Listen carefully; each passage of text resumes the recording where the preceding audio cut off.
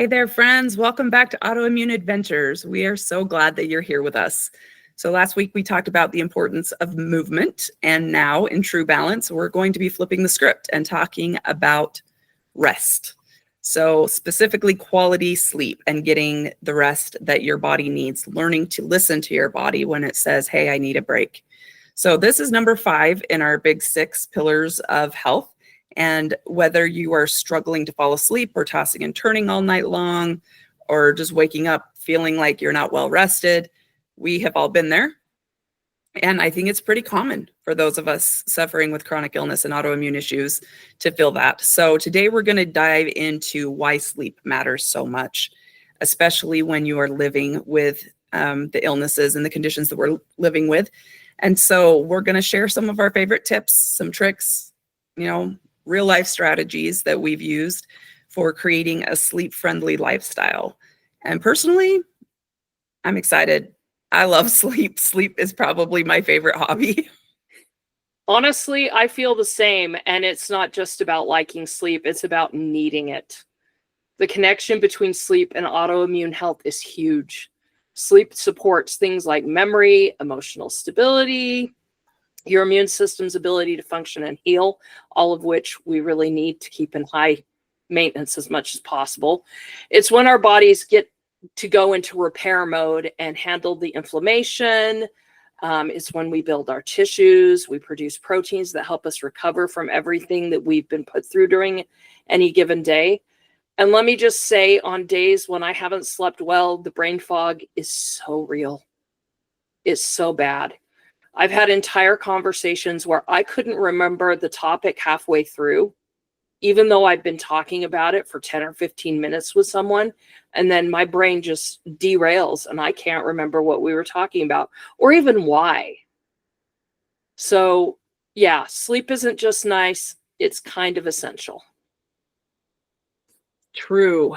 The hard part, though, when we are autoimmune warriors, is that often our diseases make sleep more difficult.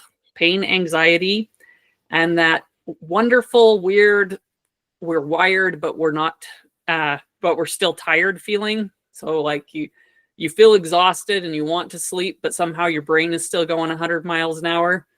Alysia and I were just talking about this a minute ago before we started, that's honestly one of my biggest reasons for loss of sleep is that I can feel exhausted and I just it's hard to turn your brain off sometimes.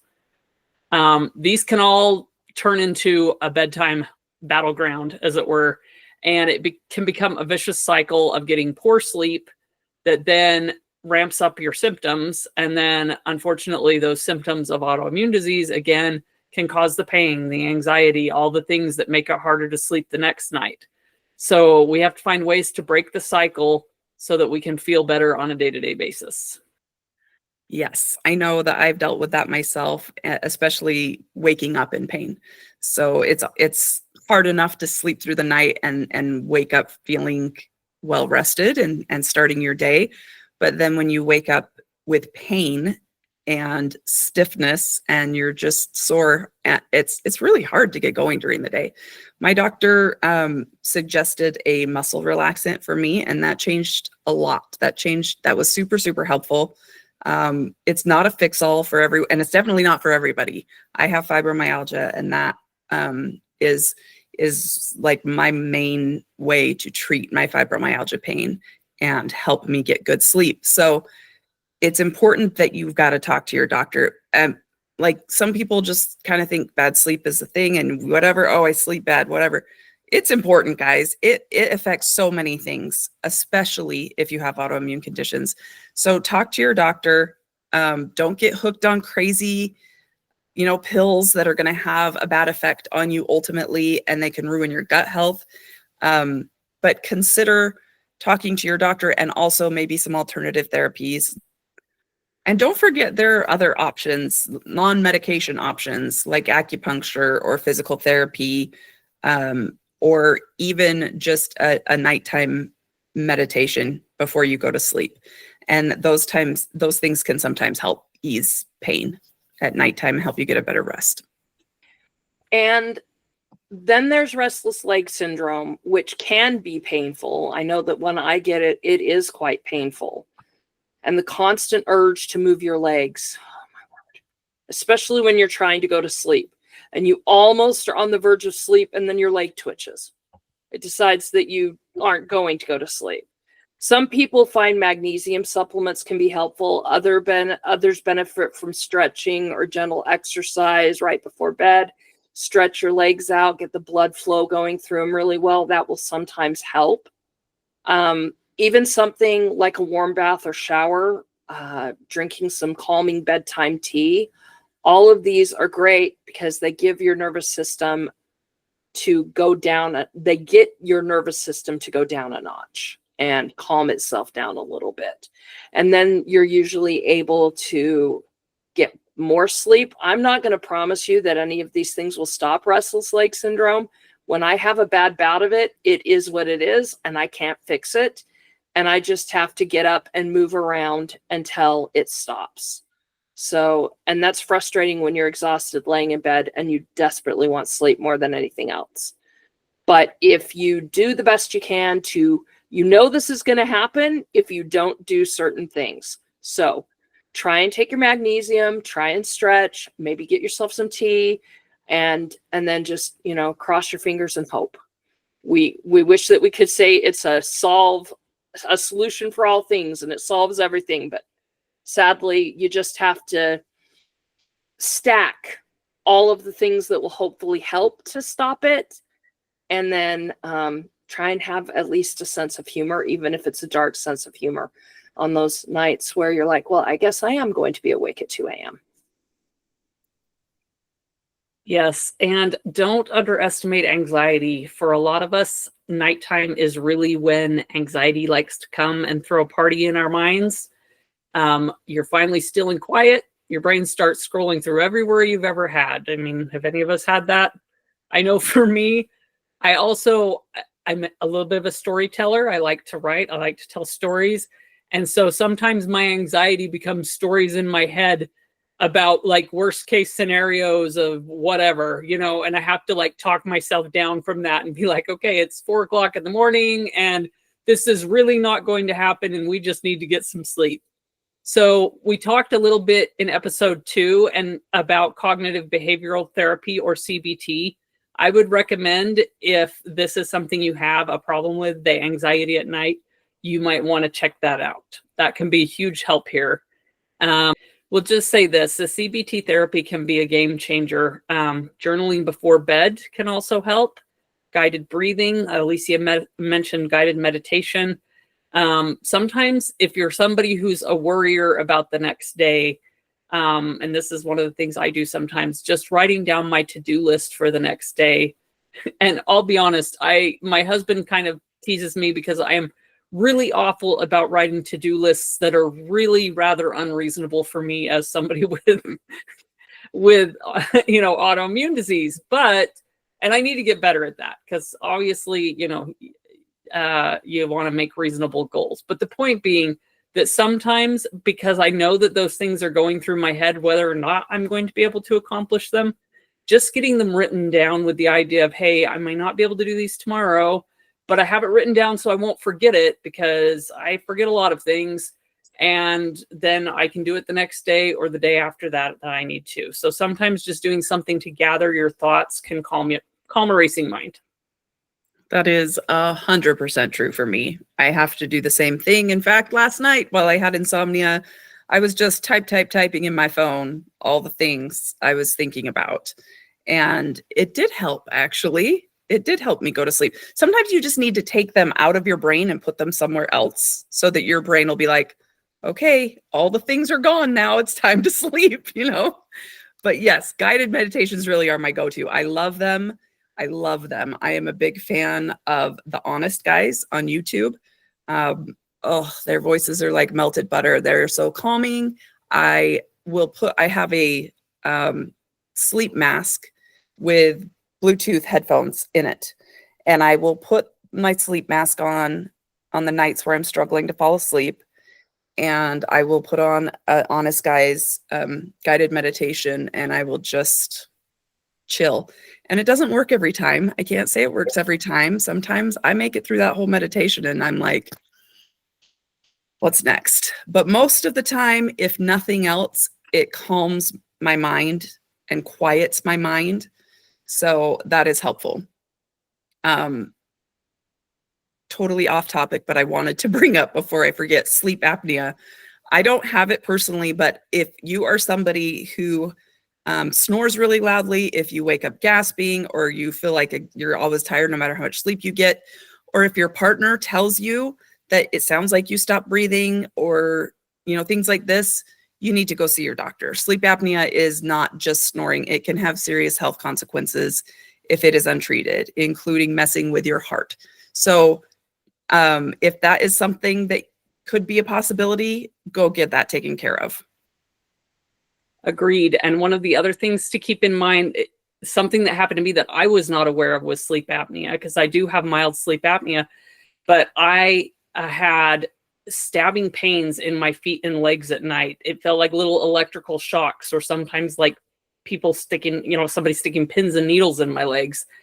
And I thought it was, some kind of serious nerve damage. And so I went to a neurologist, and my neurologist actually suggested a sleep study, and a CPAP was what he suggested. And it actually made a huge difference, not just for my sleep. And I'm sure that it helps with my heart too, because I also have some heart conditions. But the big thing is that my muscle spasms, my nerve pain in my legs, it resolved most of it. And I'm sure that my husband loves it, because like it used to be bad enough I would honestly randomly kick him in my sleep, not because I wanted to, and not because whatever. Like I literally would have spasms and sharp shooting pains in my legs that I didn't have control over. And so it's been great for me not to have the pain, and I'm sure it's been great for my husband to not get kicked in his sleep. I bet that he feels that is a plus. I am sure he does. All right, let's talk about sleep routines for a minute. Our bodies love consistency, and we don't live in a world that really lends itself to a consistent sleep time. So we kind of have to override what the universe says is acceptable. Oh, but we want to go out late on Friday. Okay, maybe every now and then that's okay, because you want to spend quality time with the people you care about. But generally, it's best for your body to have a normal sleep time and a normal routine to get you ready to go to sleep. So going to bed and waking up around the same time every day, even on the weekends, can really help regulate your circadian rhythm. And that improves a lot of things. It improves your ability to sleep well throughout the night. It can improve your medication effectiveness. And if you set a reminder for those days where maybe you wouldn't, some days we don't need a reminder. We're ready to go to bed. But other days you might need a reminder. You might be in the middle of something. So if you set an alarm, just like setting a morning alarm that lets you know, hey, it's time to start winding down. It's almost time for me to rest. I need to start thinking about that. So that's something that works for me. I have a pill alarm that I set, and then I know that after that, there's no more eating. There's no more doing anything crazy that will ramp my heart up or make me feel awake and give me that extra boost of energy that I get, because I am a night owl. So it is a problem for me. If I want to have a regular sleep cycle, I have to really school myself in the evenings to make sure I'm getting in bed in a timely fashion, so that I don't mess everything up and stay up until 2 a.m. and then completely ruin the next day. Because it's one thing to wake up in the middle of the night and not be able to sleep, and it's another thing entirely to just not go to bed. Word. So true. So true. It absolutely is. And I think one of the key things here too is we really need to try and make our sleep routine something we look forward to. A calming, warm bath, maybe with some candles. Find a good book to read that's not going to get you overly excited or freaked out. It's probably not the time to read your murder mystery. Try doing some gentle stretches or listening to some music that you love. I am a huge fan of like movie soundtracks, and And that's one of my favorite ones to go to sleep to. But I honestly will say it depends on what my brain is doing on any given day, because sometimes I can relax to one. And sometimes if my brain is going 100 miles an hour, I will replay every scene in that movie in my brain as I'm listening to the soundtrack. And when I'm at that point, I know maybe I need to be picking something else to be helping me go to sleep. So change it up. Like you need to have some kind of routine. Like Stacy said, set an alarm or whatever, have some kind of routine so you get in the habit of getting to bed at a good time. But sometimes if you know yourself and your brain and your body, you might need to change it up a little bit. There's a lot of good options. I would say just, maybe skip those true crime podcasts or shows right before bed. Save those for the daylight hours. That might make sleeping a little bit easier. Yeah, the whole purpose is to help our nervous system calm down, right? And yeah, true crime podcasts won't do that for me. But I do find that one thing that sometimes I don't need this all the time, but sometimes my brain will not turn off if it's too quiet. And I don't understand this. But what I do know is on those nights, I will often find something really boring, like a super boring podcast that I'm not actually going to listen to. And I'll turn it down pretty quiet, but just loud enough that I can hear and understand, but I'm not listening. It's just almost like white noise in my ears. And I don't know why. Maybe it's because it's my brain saying, oh, somebody's talking. That means you need to be quiet. That means you need to listen. But I'm not really actively listening. I don't know. It works for me sometimes. I know a lot of people that fall asleep with the TV on, like they need the TV on. I'm glad I'm not doing that. But you'll find what works for you. I will say that stretching is a lifesaver. I mean, I think most people know hard workout before bed is probably not going to help you sleep better. But stretching before bed can help you deal with arthritis, fibromyalgia. You're just going to want to stick to something gentle, some gentle movement like Tai Chi, restorative yoga, or just some deep breathing exercises. Those help us. Those help our mind and our body just kind of quiet. So those are helpful for me too. So let's talk about our bedroom space and how we can keep it conducive for sleep. You have to keep your sleep space cool, quiet, and dark. That helps a lot. Eye masks are great. I can't sleep without earplugs. Some people need blackout curtains. They are small changes that make a big difference in whether or not you can have good sleep.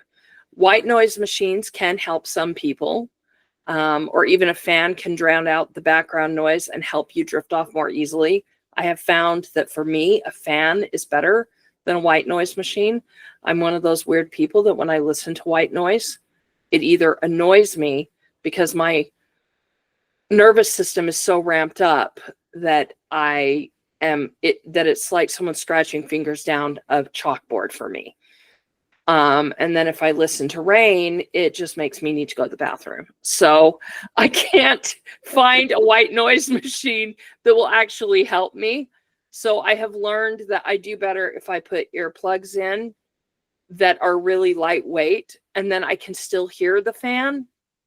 But I have to, it's about balancing it. So I guess what I'm trying to say is you need to make your room conducive to the best way you will handle being able to sleep. And that means you get to play around and figure that out, because it might be earplugs. So I have a friend who cannot sleep unless she has one earplug in. And that's all. So just make it work.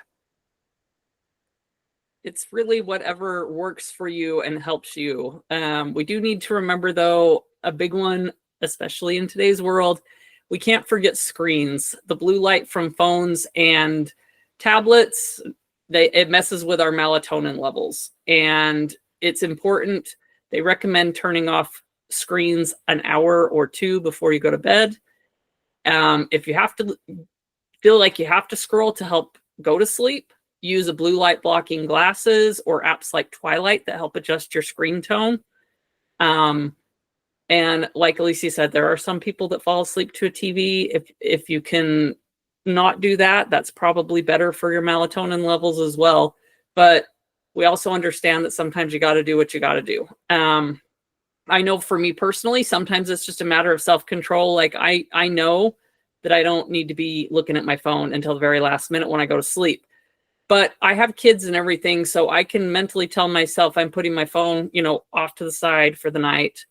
But if it beeps, I know me, and I'm probably going to check it if I'm still awake. So do what you've got to do for you, and just keep the screens a minimum if you want to sleep better. I guess is what it comes down to. Yeah, I have my phone set to just turn notifications off during hours when I should be sleeping. And I don't pick my phone up. Once I'm asleep, I don't pick that phone up again.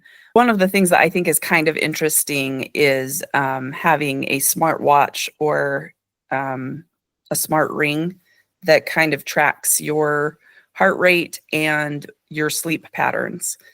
I have recently started using one, and it is very interesting to look at and see the amount of light sleep, the amount of REM sleep, and the amount of deep sleep that I get during a night.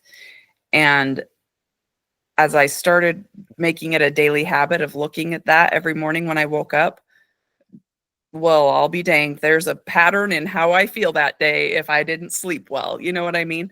It's not really rocket science, but it is very interesting to track that and see if you have patterns. If you keep waking up at a certain time during the night, between the hours of 1 and 4, that can indicate an adrenal problem, and you should maybe see your doctor about that.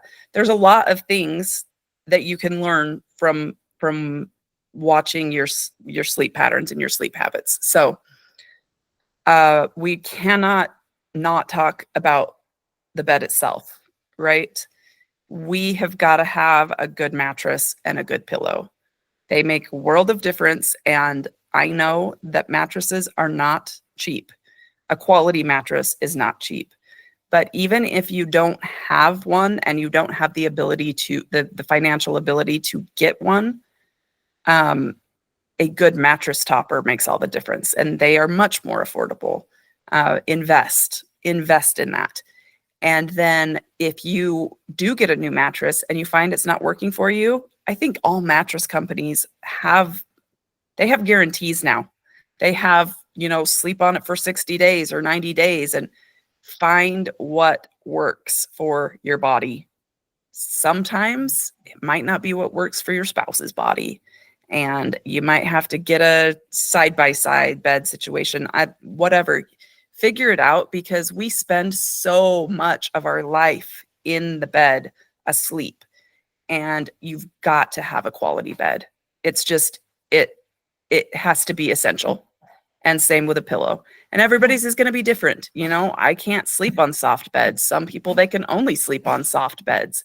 So you got to find what's going to work for you. I also really love my weighted blanket.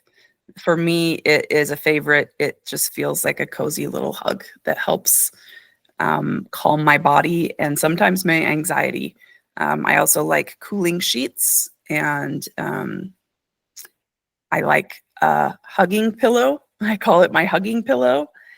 I know I probably have more pillows on the bed for my own personal use than most people do, but that's what it takes to get a good night's sleep, so I do it.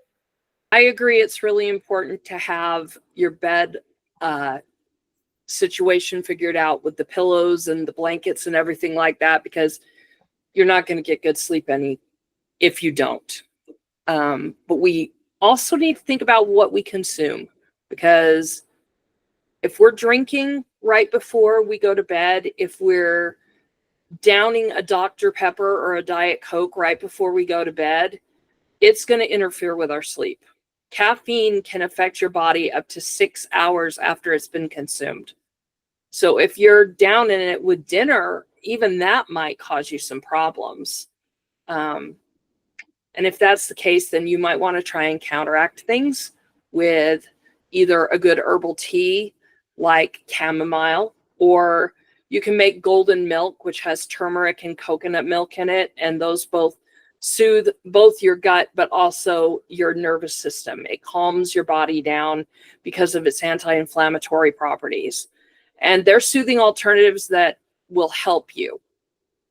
And we will also drop a golden milk recipe in our notes for today, because a lot of people don't know how to make it, and it's pretty simple to make, and it can really make a difference, especially on those days when I wake up with restless leg problems.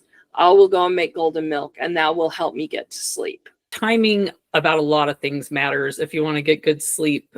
As far as eating goes, we should really try and not eat 2 to 3 hours before bedtime, which I know can be hard, especially on nights where you're hanging out with friends and it's kind of all about food and fun.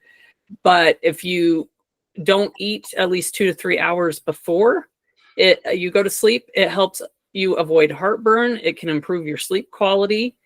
If you really feel like you need a snack when you're getting close to bedtime, go for something small and light. Maybe a banana, maybe a few almonds, something small and light that won't be a problem for you. Speaking of bananas and there are other foods like bananas, eggs, oatmeal, like nuts that can actually boost melatonin. I didn't know that really. So those are always great. It's always better to get those nutrients or from food rather than a supplement if you can help it. I mean, I don't want to demonize melatonin as a supplement, because every once in a while I have to use it, and I just try not to do it often. But trying to get those things from your diet is just a better way to get them in your system anyway. So speaking of melatonin, that kind of makes me think of like our circadian rhythms. Exposure to light during the daytime is also really helpful. Morning light especially is going to help your body in its sleep-wake cycle. I have started doing this now that the weather's nice where I am. I get up in the morning. My husband got me in this habit, and I absolutely love it. We get up, we come downstairs. I usually make myself a cup of tea, and we sit on the front porch, which faces east as the sun comes up, and we just get bathed in the morning sunshine.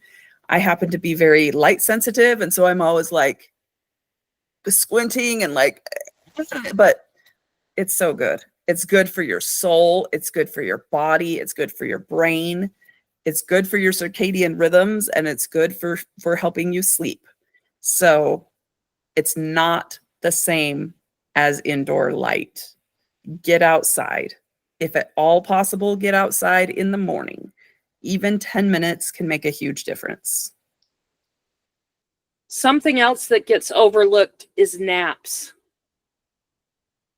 Everyone has this belief that because we're adults, we don't need naps. And I find that really sad, because if you're in a flare and your body needs more rest, the easiest way to get it is to take a little nap. If your body's saying, I'm done, sometimes we shouldn't push through. Rest isn't something that makes you lazy. It's a necessity. So celebrate the good sleep that you do get, and don't feel guilty about needing extra downtime. Naps have actually been proven to increase the length of your life for up to 5 years. 5 years. I don't know about anyone else, but I'm old enough now that I'd like to live 5 years longer than your average person. That would be nice for me. I really think that it's highly underrated. And there are parts of the world where naps are just a given. You're going to go, and when it's the hottest time of day and it's not enjoyable to be outside, you're going to have a siesta. And maybe you're not even sleeping during your siesta. Maybe you are sitting there with a nice cool drink and just enjoying the shade, or kind of dozing in and out in your hammock or something like that. Rest doesn't have to be totally comaed on a bed, but we need to learn that rest is vitally important for us, and that we need that downtime. It's what allows us to continue to operate in any kind of normal state at all. Amen to that. And I think we also need to stop glorifying society's mindset of I only slept 2 or 3 hours and I was able to accomplish, A, B, or C.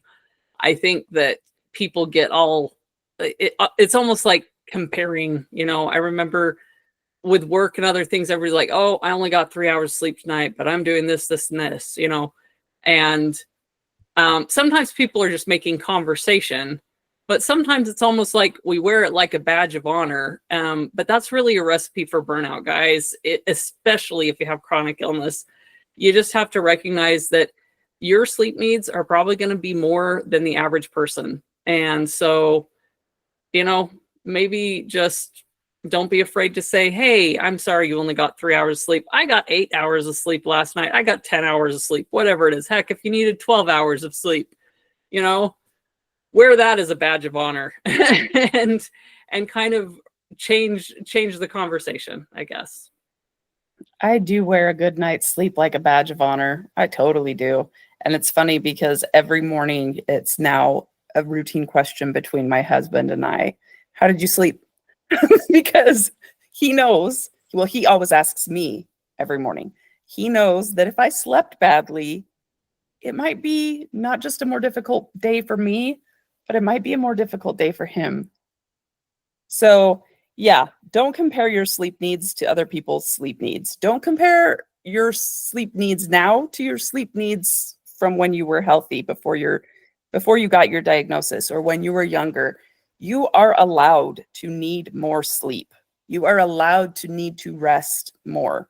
Your body is working hard. It is trying to heal. It is trying to take care of itself.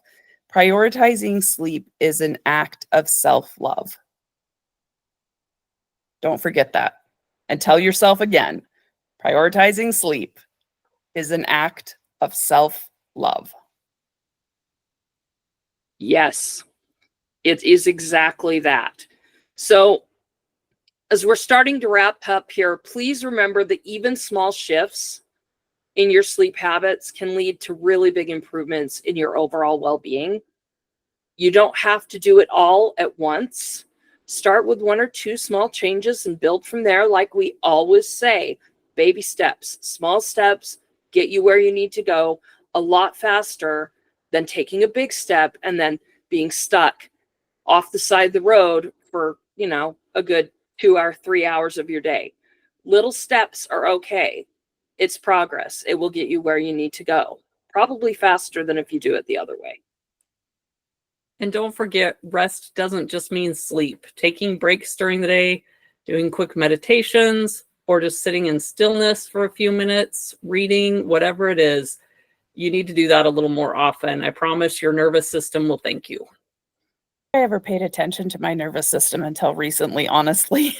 But yeah, I get that. I get that. Like during the day, sometimes I was just at a conference all weekend and it was fantastic. It was wonderful, but I had to just go sit in a room by myself, quiet and dark for a little while. No phone, no music, no TV, no people, just to regulate myself. So take care of your nervous system because it's doing its best to take care of you. If you find yourself dragging through the day and wide awake all night, it could be more than just sleep hygiene. It might be adrenal fatigue or other underlying issues. So go talk to your doctor. Get the support you need to get a good night's sleep. Speaking of fatigue and the different kinds of fatigue that we can have, stress management is important for us. And in an upcoming episode, we're going to be discussing the importance of managing our stress and having a good support system to help with that.